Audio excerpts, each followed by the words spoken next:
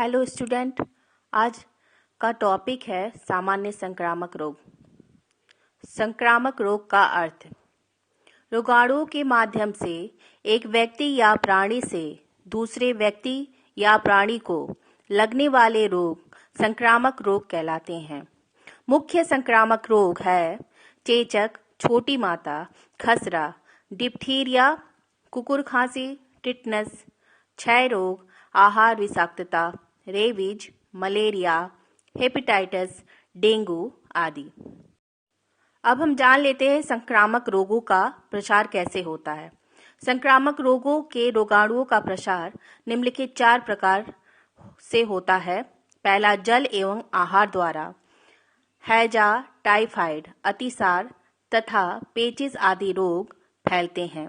वायु द्वारा चेचक, छोटी माता, खसरा, तपेदिक या क्षय रोग, डिप्थीरिया, काली खांसी आदि रोगों का प्रसार होता है। प्रत्यक्ष संपर्क के द्वारा दाद, खाज, खुजली, कुष्ठ रोग आदि प्रत्यक्ष संपर्क के द्वारा फैलते हैं। रक्त द्वारा मलेरिया, डेंगू, प्लेग, पीत ज्वर, फाइलेरिया, हाइड्रोफोबिया अथवा रेबीज, कुत्ते के काटने से फैलने वाली बीमारी रेबीज है, आदि रोगों का प्रसार रक्त द्वारा होता है। विभिन्न रोग वाहक कीटों, मच्छर, पिस्सू आदि के काटने से रोगाणु रक्त में प्रवेश कर जाते हैं। संक्रामक रोगों की रोकथाम के उपाय: स्वास्थ्य विभाग को सूचित करना, रोगग्रस्त व्यक्ति को अलग करना, रोग प्रतिरक्षा के उपाय, टीके लगवाना, रोगाणुनाशक संबंधी उपाय करना। संक्रामक रोग तथा प्रतिरक्षा: विभिन्न रोगाणुओं से संघर्ष करने वाली शरीर की क्षमता को रोग प्रतिरोधक क्षमता कहते हैं। प्रत्येक व्यक्ति के शरीर में यह क्षमता भिन्न भिन्न होती है। इसके 2 प्रकार हैं। पहला, प्राकृतिक रोग प्रतिरोधक क्षमता। दूसरा, कृत्रिम अथवा अर्जित रोग प्रतिरोध क्षमता। पहला, प्राकृतिक रोग प्रतिरोधक क्षमता। प्रत्येक व्यक्ति में अंतर्निहित जन्मजात क्षमता होती है। स्वास्थ्य विज्ञान की भाषा में इस क्षमता को ही प्राकृतिक रोग प्रतिरोध क्षमता कहते हैं। ये क्षमता भिन्न भिन्न व्यक्तियों में भिन्न भिन्न होती है। दूसरा है कृत्रिम अथवा अर्जित रोग प्रतिरोध क्षमता।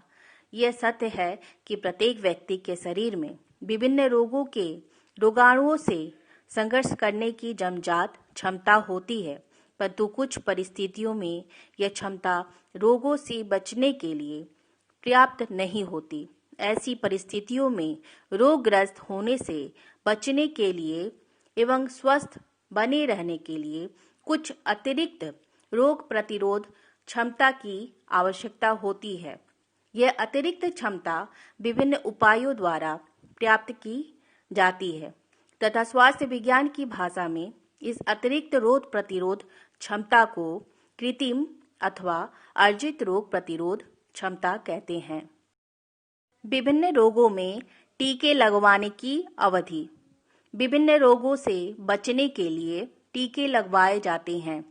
ये टीके टीका केंद्रों, अस्पतालों व प्राइवेट चिकित्सकों के यहाँ उपलब्ध रहते हैं।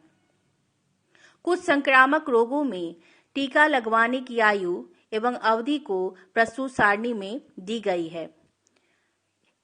प्रस्तुत सारणी में दिए गए रोग, आयु और प्रभाव की अवधि दी गई है, जिसे आप देखें और समझें। अब हम जानते हैं राष्ट्रीय टीकाकरण योजना। इस योजना के अनुसार बच्चों की आयु, वैक्सीन या टीका तथा टीका की मात्रा विभिन्न रोगों में निम्न प्रकार है।